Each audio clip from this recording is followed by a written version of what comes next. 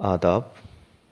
آج افسانہ خودکشی کا خلاصہ سنانا چاہتا ہوں، ذرا سنیے۔ خودکشی سعادت حسن منٹو کا ایک نفسیاتی افسانہ ہے۔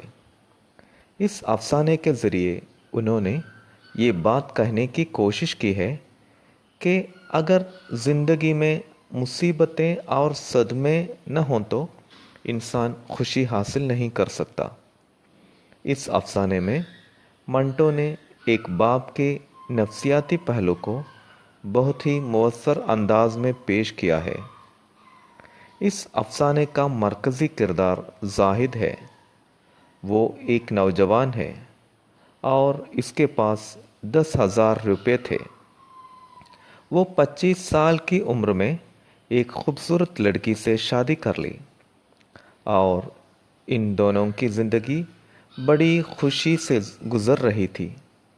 ایک برس کے بعد انہیں ایک لڑکی پیدا ہو گئی۔ اب دونوں اس فکر میں تھے کہ لڑکی کا نام کیا رکھنا ہے۔ بیوی نے اپنے شوہر پر بیٹی کا نام رکھنے کا کام سونپ دیا اور کہا کہ نام جلد ہی رکھنا ہے۔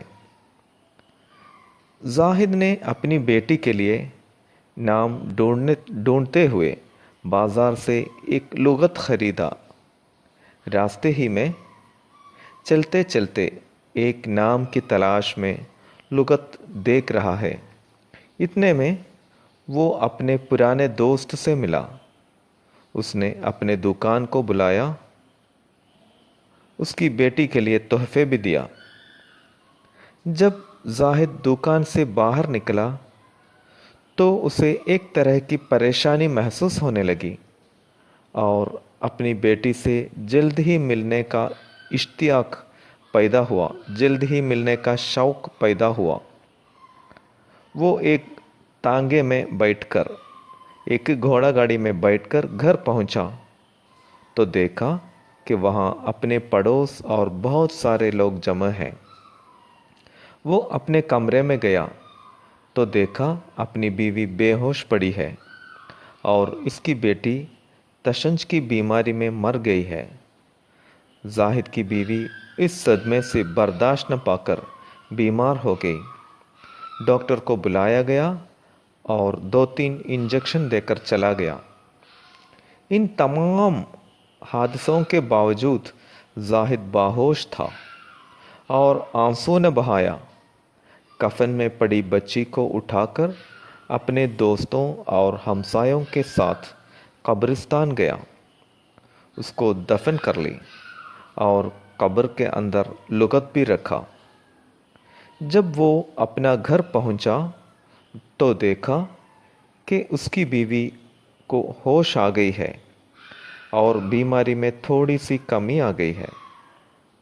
لیکن 10-15 دن کے بعد ایک دن بیوی زاہد کو پاس بلائی اور زاہد سے کہی، میری زندگی کا آخری وقت ہے، تم میرے مرنے کے بعد دوسری شادی کرنی ہے۔ یہ کہنے کے تھوڑی دیر کے بعد وہ مر گئی۔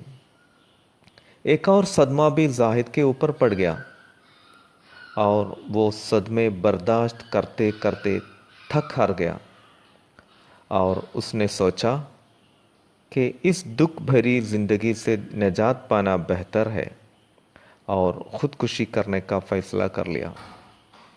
ایک دن رات میں وہ اسی سوچ میں ریلوے لائن کی طرف گیا۔ وہ گاڑی کا انتظار کرتا رہا۔ جب گاڑی اس کے بہت قریب پہنچ گئی تو یکایک ایک آدمی کہیں سے وہاں آ گیا اور پٹری کے بیچ میں کھڑا ہو گیا۔ گاڑی تیز رفتاری سے آ رہی تھی۔ قریب تھا کہ وہ آدمی اس کے جھپٹ میں آ جائے۔ فوراً زاہد نے اسے دھکا دے کر دوسری طرف گرا دیا۔